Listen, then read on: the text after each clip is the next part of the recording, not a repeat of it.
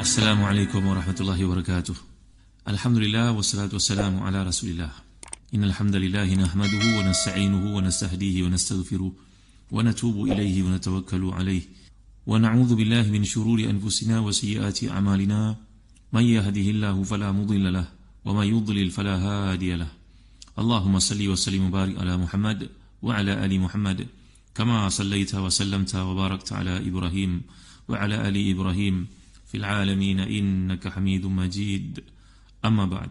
Muslimin muslimat yang dimuliakan Allah sekalian, kita berada pada ayat ke-19 surah Rum. Bagi tuan-tuan memiliki tafsir Ibn Katsir, turun buka jilid yang ke-7, muka surat 222. A'udzu billahi minasyaitonir rajim. Yukhrijul hayya minal mayyiti wa yukhrijul mayyita minal hayy wa yuhyil arda ba'da mautiha wa kadzalika tukhrajun. Shadaqallahul azim. Dia mengeluarkan yang hidup dari yang mati dan mengeluarkan yang mati dari yang hidup dan menghidupkan bumi sesudah mati. Dan seperti itulah kamu akan dikeluarkan dari kubur kamu. Di sini Allah Taala menggambarkan tentang satu lagi kekuasaannya, iaitu menciptakan satu itu secara silih berganti. Antaranya mengeluarkan tumbuh-tumbuhan dari biji, mengeluarkan biji dari tumbuhan, kemudian dari telur itu jadi ayam, ayam itu bertelur semula, mengeluarkan manusia dari air mani dan mengeluarkan air mani itu menjadi manusia, dan mengeluarkan orang beriman dari orang kafir ataupun sebaliknya. Ayat ni dapat difahami berhubungan dengan firman Allah SWT dalam ayat yang lalu, iaitu Allah menjadikan segalanya dan kemudian mengulangi penciptaannya balik semula. Itu dalam ayat yang 11 yang lalu bila Allah Taala menyatakan a'udzubillahi minasyaitonir rajim, Allahu yabda'ul khalqa thumma yu'idu thumma ilaihi turja'un. Jadi seakan-akan dinyatakan bahawa Allah ni sangat mustahak, sangat penting untuk disucikan, bertasbih dengannya, kerana dialah yang mengeluarkan, mencipta dan menjadikan. Yang hidup ni tadi dari yang mati, kemudian mengeluarkan yang mati dari yang hidup. Dia juga menghidupkan bumi penuh tumbuh-tumbuhannya, perkembangan pokok-pokoknya, semua itu berlaku depan mata, tak sembunyi kepada kita. Sebenarnya kata-kata al-hayy dan juga al-mayit dapat digunakan dalam Al-Quran dalam erti kata hakiki dan juga majazi. Begini, Allah menggantikan yang hidup dan yang mati. Dari seorang mukmin yang hatinya hidup, lahirlah seorang kafir yang hatinya mati, ataupun sebaliknya. Dan banyak orang kafir yang mati hatinya melahirkan putera-putera, anak, keturunan yang beriman. Kalau orang zaman dahulu mengikut keterbatasan umat yang ada pada mereka, mengatakan bahawa benda yang mati macam telur itu, kemudian lahirlah binatang daripadanya, ayam ke itik ke dan sebagainya. Nanti ayam tu mengeluarkan telur semula. Ni contoh dengan keterbatasan maklumat yang ada pada zaman dahulu. Jadi antara pandangan yang menarik itu Al-Imam Mutawalli Sya'rawi dalam tafsirnya, dalam khawatirnya itu menguraikan bahawa sebenarnya orang banyakkan yang dia tahu bahawa dalam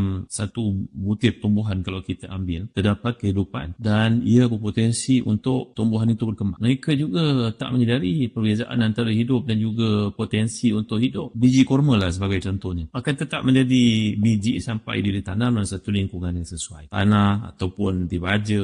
Jadi tanah pula tidak dapat berfungsi kalau kita mengasingkannya daripada benda-benda lain dengan cara perhimpunan ataupun pertemuan itu berlaku, maka menghasilkan suatu pokok sebagainya. Jadi kalau kita perhatikan kata Imam Mutawalli Sya'rawi yang banyak ideanya sangat menarik untuk kita fikirkan. Dia berkata bahawa tengok dalam tanah itu sendiri mempunyai nilai kehidupan, mana boleh menggerakkan satu benih itu sehingga menjadi pokok. Jadi potensi gerakan yang terdapat pada butir-butir tanah itu, dan kalau kita lihat dalam konteks pun yang ada keliling kita, seperti kata beliau macam mancing sapi. Ini mancing sapi pun tidak hidup, tapi dia mempunyai nilai kehidupan, iaitu boleh menyebabkan elektrik bergerak satu tempat, kawasan, sehingga boleh menyalakan lampu dan sebagainya. Jadi ketika orang kebanyakan mengatakan bahawa dalam biji kurma terdapat kehidupan kerana mereka mengetahui bahawa pokok kurma ni tumbuh setelah biji itu ditanam, tapi mereka yang berpengetahuan mengetahui banyak lagi dan buat kesimpulan yang lebih mendalam lagi dalam gambaran yang dikemukakan itu, kehidupan bukan hanya gerak yang nampak pada pandangan mata, tapi kehidupan yang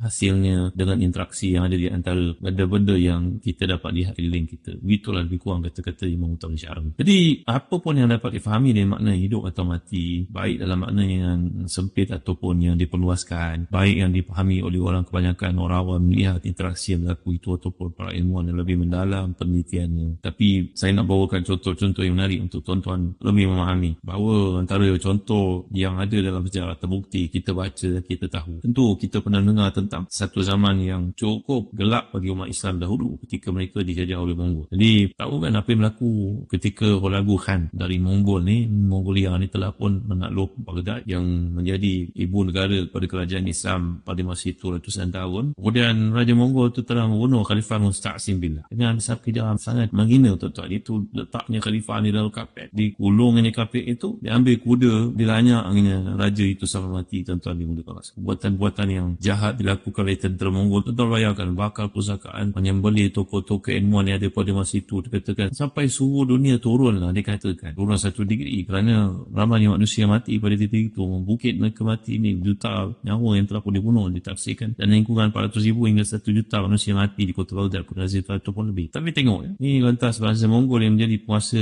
negara Baghdad, negara umat Islam yang baru itu, menggantikan Khilafah Abbasiyah. Mereka ketika berada di Baghdad banyaklah berinteraksi dengan rakyat yang majoritinya merupakan muslimun, dan melihat cara hidup, melihat akhlak. Tak sampai 1 generasi pun tuan-tuan, Mongol yang asalnya satu bangsa yang kejam, yang tidak beragama, bangsa yang menyembah dewa, tak tahu tentang nilai adab, kesopanan, kesusilaan, semua tidak ada. Tiba-tiba mereka bertukar menjadi kaum muslimin yang mempertahankan Islam. Tentu tuan-tuan pendengar, Raja Mongol yang pertama ni yang menyatakan keislamannya itu Ahmad bin Hulagu Khan, putera kepada yang telah mengalahkan Baghdad itu. Kemudian ada seorang lagi bernama Raja Kazan bin Aragan yang telah mengucapkan syahadah dan mengubah namanya menjadi Mahmud pada bulan Syaban 604 Hijrah di hadapan Imam Sadruddin Al-Juwaini Al-Syafi'i. Tengok kan bagaimana daripada manusia yang kejam, yang tidak beragama, yang matilah sifatnya itu, seperti dinyatakan bahawa kefahaman kita kepada makna hidup dan hati ni merujuk pada hakiki dan juga majazi. Kita juga kalau jauh sebelum Mongol ni, semua kita maklum tentang seorang yang amat jelas penentangannya dan kebenciannya kepada Islam. Tentu tuan-tuan tahu kisah seorang yang bernama Abdullah bin Ubay bin Salul, yang merupakan seorang yang sangat dengki dan benci Nabi, dan sangat menganggap Nabi ni penghalang pada cita-citanya untuk menjadi raja di Madinah. Pada tangan Nabi mengubah segala perancangan telah disiapkan ke arah beliau nak menjadi raja di Madinah sebenarnya. Tapi walaupun Abdullah bin Ubay bin Salul ni kebenciannya amat sangat, banyaklah cerita yang kita baca dalam sirah. Namun anak-anak kepada Abdullah bin Ubay ni adalah kaum muslimun tuan-tuan, orang Islam yang sebenar-benar Islamnya. Ada seorang daripada anak Abdullah ni bernama Hubab, yang Nabi panggil sebagai Abdullah juga. Mana Abdullah bin Ubay bin Salul. Ini Abdullah bin Ubay bin Salul ni pernah minta kepada Rasulullah, atau namanya Hubab ini, adalah panggilan lain yang digelar kepadanya, tapi Nabi SAW telah menggelarkan dia nama yang sangat mulia, Abdullah. Bahawa Hubab atau Abdullah ni telah minta izin kepada Rasulullah untuk memanggal kepada bapaknya. Mengatakan, wahai Rasulullah, kalau ada orang yang Rasulullah perintahkan untuk membunuh ayah anda saya, bagilah tahu itu kepada saya, kerana saya tidak akan mampu untuk melihat manusia yang berjalan di muka bumi ini depan saya, dia mempunyai peranan telah bunuh ayah saya sendiri. Kalau tanggungjawab itu nak dilaksanakan, dia kepada saya, wahai Rasulullah. Namun Rasulullah telah melarangnya dan menyuruh Hubab ataupun Abdullah ni supaya tetap buat baik pada ayahnya. Wasahib umar fid dunia ma'rufah. Kerana Nabi SAW telah menyatakan bahawa bagaimana mungkin nanti orang akan mengatakan Rasulullah membunuh sahabat-sahabat. Tengok pandangan Nabi yang begitu jauh. Akhirnya kita dapat lihat Abdullah bin Salul ni begitu setia kepada Rasulullah, kepada Islam, walaupun hanya seorang kafir, seorang munafik, ketua lagi. Sehingga Allah ni telah pun mati syahid dalam peperangan Yamamah untuk mempertahankan Islam. Bahkan ada kisah menarik tentang beliau ni, sampai ada riwayat mengatakan, seperti disebut oleh Imam Az-Zahabi dan Syiar Alamin Nubala, bahawa hidungnya pernah patah dan bahkan terkopak hidungnya, sampai Rasulullah menggunakan untuk dibuat daripada emas untuk meletakkan kawasan hidung itu tersebut, kerana bahan lain kalau digantikan hidung itu akan menyebabkan bau busuk. Ini kisah yang menarik yang saya baru betul-tuan, bagaimana maksud Al-Hayy dan juga Al-Mayyit yang dikehendaki oleh Allah Ta'ala. Sini kata sebagian besar daripada para ulama, iaitu yukhrijul hayya minal mayyiti wa yukhrijul mayyita minal hayy. Ini orang beriman tapi anaknya tidak ikut beriman. Yang ini pula merupakan seorang yang tidak beriman tapi anaknya menjadi orang beriman. Ada banyak contoh yang dikemukakan, termasuklah kisah Nabi Ibrahim contohnya yang pernah kita bincangkan satu masa dahulu dalam surah Syu'ara ketika mentadabburkannya di rancangan dalam Aikim tahun-tahun yang lalu. Jadi penggunaan lagi satu sini, kita kalau kita tadabbur, kita hayati penggunaan perkataan mudhari' yang disebut di sini yukhrij, itu yang kataan yang datang selepas yukhrijul hayya, mengisyaratkan bahawa proses kehidupan dan kematian itu berjalan secara terus-menerus. Dia tidak terhenti di bumi dari angkasa. Bahkan proses kehidupan dan kematian bukan saja dapat kita lihat pada tumbuhan, tapi juga sesama manusia. Bahkan pada diri seseorang, mana kita dapat lihat rambut itu gugur, kemudian tumbuh yang baru, ada sel yang mati, ada yang hidup, demikianlah seterusnya. Dan terjadi sangat mudah dan macam-macam bentuknya dalam seharian kehidupan kita. Kerana seringnya terjadi, jadi perhatian kita tidak lagi tertuju ke sana, dan dengan demikian kita seringkali tidak menyadari betapa kuasanya Allah SWT. Dalam tafsir muntakhab, menarik juga untuk saya sebut kepada tuan-tuan, bahawa komen yang dikemukakan oleh pakar-pakar tafsir dalam tafsir ini, bahawa cycle kehidupan dan kematian ini merupakan satu rahsia keajaiban alam dan rahsia kehidupan. Ciri utama cycle ini adalah kalau kita perhatikan ni zat-zat hidrogen, carbon dioxide, nitrogen, garam, ada yang non-organik dalam bumi ni bertukar menjadi zat-zat organik yang merupakan bahan kehidupan bagi haiwan dan tumbuh-tumbuhan berkat bantuan cahaya matahari. Jadi selanjutnya kalau kita lihat zat-zat itu kembali mati dalam bentuk kotoran manusia, kotoran makhluk yang hidup, dan bentuk tubuh yang kita dapat lihat kalau kita perhatikan dia dari sudut kimia yang mengubah menjadi zat non-organik untuk memasuki cycle kehidupan yang baru. Begitulah Allah Taala mengeluarkan kehidupan dari kematian dan mengeluarkan kematian dari kehidupan. Maka dalam bacaan atau perspektif moden, begitulah keadaannya. Kerana seperti yang kita bincangkan di hujung surah Fussilat yang lalu, Allah menyatakan sanurihim ayatina fil afaq wa fi anfusihim hatta yatabayyana lahum annahu al-haq. Bahawa sebenarnya